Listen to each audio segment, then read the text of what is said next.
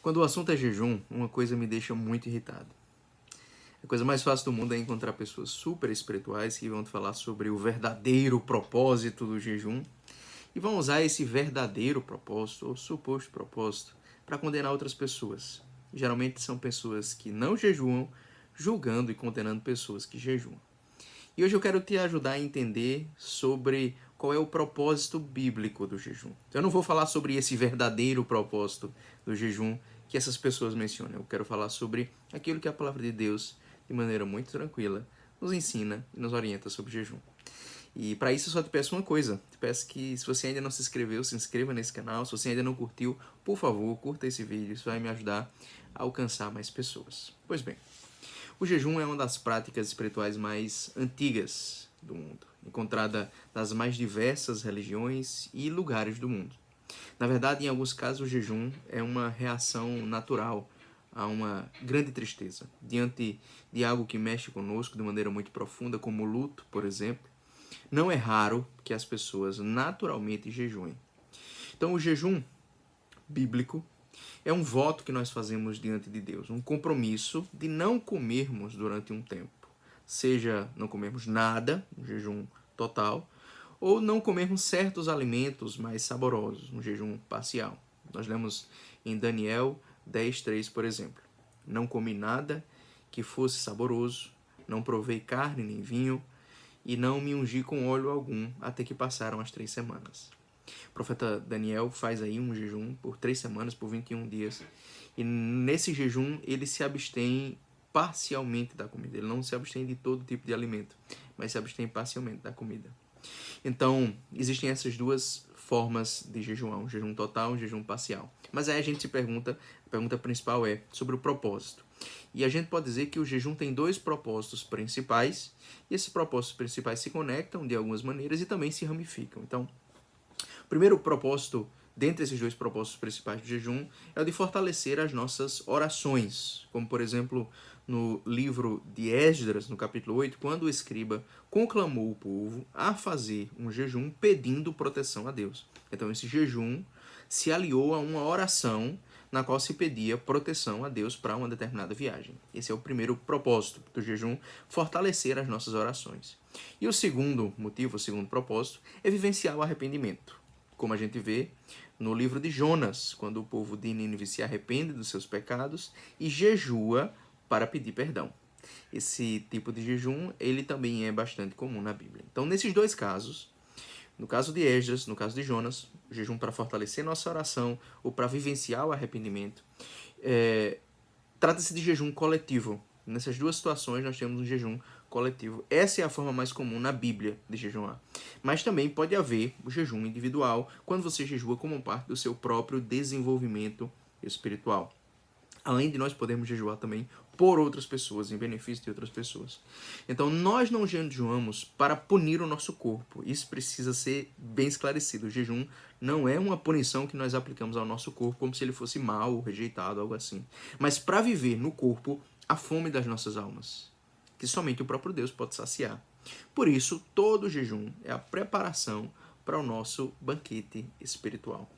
Mas, nesses exemplos, nós vemos um grande erro cometido pelos super espirituais. Melhor dizendo, esses 2 textos nos mostram que erro é esse. É de tratar o jejum como se fosse apenas ligado à nossa comunhão com Deus, como se nós não pudéssemos usar o jejum para pedir algo a Deus, para pedir coisas a Deus.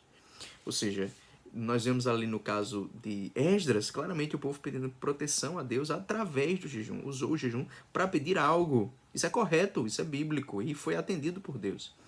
Então, nós podemos sim usar o jejum para pedir coisas a Deus e particularmente quando são coisas de que nós realmente precisamos, coisas que nós realmente necessitamos. Então, é perfeitamente legítimo que as pessoas jejuem nessas situações.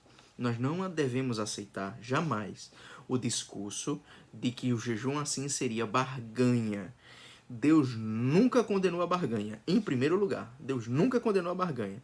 Então é muito perigoso quando nós criamos uma condenação que Deus não fez. Por quê?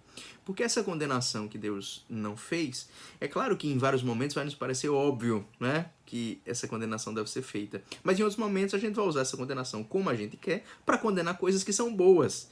Então, em vez de ficar inventando uma condenação para barganha, que tal você se basear nas condenações que a palavra de Deus já traz?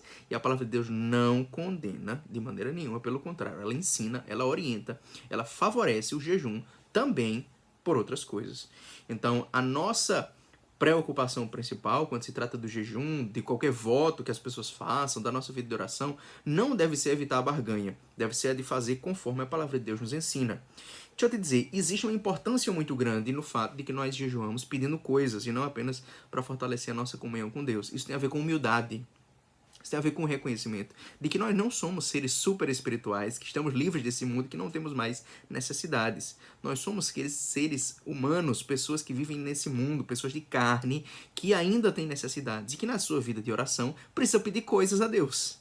Ou seja, nós não podemos tratar como se nós fôssemos autossuficientes. Então, pedir coisas a Deus, a oração peticionária e o jejum peticionário envolvem essa humildade, o reconhecimento de que nós precisamos de Deus e que Ele é capaz de nos atender. Então, é absurdo você dizer para uma pessoa, por exemplo, que ela não pode jejuar por um filho que está enfermo, ou que está longe do evangelho, ou o que quer que seja. Né? Tudo isso é perfeitamente legítimo. Então, pelo contrário, Jesus nos ensina que o jejum traz recompensas. Olha que palavra séria que Cristo usa no Sermão do Monte, em Mateus 6. Recompensa. Cristo diz que o jejum traz recompensa. Então, se uma pessoa jejua com fé para Deus, ela recebe recompensa. Deus nos recompensa pelo nosso jejum. Então, nós buscamos a recompensa do jejum. Na realidade, existem 3 práticas que Cristo menciona ali que trazem recompensa. A oração, o jejum e a esmola. E essas 3 práticas espirituais estão conectadas. Elas trazem recompensa e elas estão conectadas no sentido dela. A oração tem a ver com lembrar em Deus, lembrar de Deus, colocar Deus como centro do nosso pensamento, da nossa lembrança. A esmola tem a ver com lembrar do nosso próprio, do nosso próximo. E o jejum tem a ver com esquecermos de nós mesmos. Então nós lembramos de Deus, lembramos do nosso próximo e esquecemos de nós mesmos. O jejum é essa terceira dimensão, que é muito importante para que o nosso amor seja corrigido, para que o nosso amor seja reordenado. Então nós precisamos esquecer de nós mesmos. Nós não conseguimos aprender a negar nós mesmos de maneira profunda sem essas disciplinas espirituais. Então, por isso, a gente pode dizer que o jejum ele tem vários benefícios. Né? Dentre os benefícios do jejum, por exemplo, ele nos ajuda a desenvolver o autocontrole, a combater a gula. A gula é o pecado mais sorrateiro, ou está entre os pecados mais sorrateiros. A gula, na nossa cultura, na nossa sociedade, é um pecado desrespeitado, ele não é levado a sério. Mas ele é um dos mais sorrateiros na grande realidade. Quando nós caímos no pecado da gula, é como se a nossa disciplina espiritual se desfizesse. É como se na cidade, na nossa fortaleza, nós não tivéssemos um vigia atento. Então, quando a gula ela é um pecado desprezado, com o tempo outros pecados eles vão tomando conta da nossa vida. E quando a gula está sob controle, a tendência é que outros pecados também estejam sob controle. Essa é a tendência. Não é necessariamente assim, mas essa é a tendência. Então, o jejum nos ajuda a colocar em xeque, em parte, não é a única coisa que nós fazemos para combater a gula, mas em parte é algo que nos ajuda a colocar em xeque o jejum. E, além do autocontrole, do combate à gula, o jejum prepara o nosso coração para a contrição, para o arrependimento mais profundo. Ele coloca em nós, ele nos ajuda a criar um espírito diferente, a renovar o nosso espírito. Então, é muito importante por isso. O jejum ele envolve a nossa mortificação, matar em nós essas paixões que escravizam a nossa alma. Então, eu quero trazer aqui algumas dicas para as pessoas que querem jejuar. Tá? Sempre a maneira mais fácil de entrar no jejum é entrar na quaresma. Tá? Mas qualquer época é bacana, é interessante, principalmente de acordo com as orientações que eu tenho para passar aqui. A respeito disso, eu enfatizo aqui o jejum. O jejum diz respeito à comida. Jejuar significa jejuar de comida. Mas também é possível se abster de outras coisas. Na realidade, em muitos casos, é importante se abster de outras coisas. As pessoas no mundo de hoje, por exemplo, fazem jejum de rede social. Isso é coisa boa? Isso é coisa ótima. Especialmente para pessoas que passam muito tempo, investem muito tempo nessas coisas. Então, o jejum de redes sociais pode ser uma coisa interessante. O interessante é que, claro, assim como o jejum de alimentos, você não faça isso para aparecer. Porque até o próprio ato de se abster de redes sociais pode ser uma maneira de você se orgulhar, de se aparecer, enfim. Então, vamos lá, algumas dicas. Primeiro, existem costumes cristãos de jejum. Jejum parcial, por exemplo, na quarta-feira, na sexta-feira. O jejum total antes de participar da Eucaristia, no domingo. E aí, claro, se você participa da Eucaristia pela manhã, você jejua toda a manhã até o momento de participar da Eucaristia. O resto do dia é um dia livre. Tradicionalmente, os cristãos não jejuam no domingo, eles jejuam antes da Eucaristia.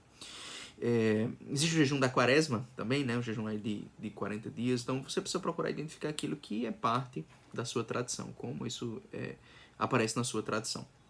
E para que isso aconteça, é importante você ter um diretor espiritual, um orientador espiritual, um discipulador, uma pessoa que lhe acompanhe nesse processo, que esteja com você aí, uma pessoa espiritualmente madura. Outra dica importante: jejum não é dieta. Então o objetivo não é emagrecimento, não é saúde, por exemplo, embora essas coisas possam acontecer em alguns casos. Então se uma pessoa está jejuando, por exemplo, de carnes, né, de carnes em geral, mas se no jejum dessa pessoa não incluir doces, ninguém pode dizer, mas uma coisa compensa a outra, as calorias, não interessa as calorias, não interessa. O que está em jogo não é isso, o que está em jogo é o desejo, e se abster do desejo por um tempo. Então, é claro que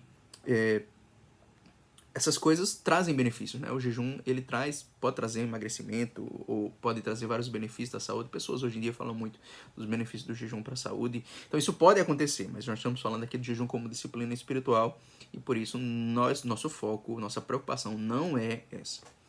Terceira dica: todo jejum tem que ter uma hora para começar e uma hora para terminar.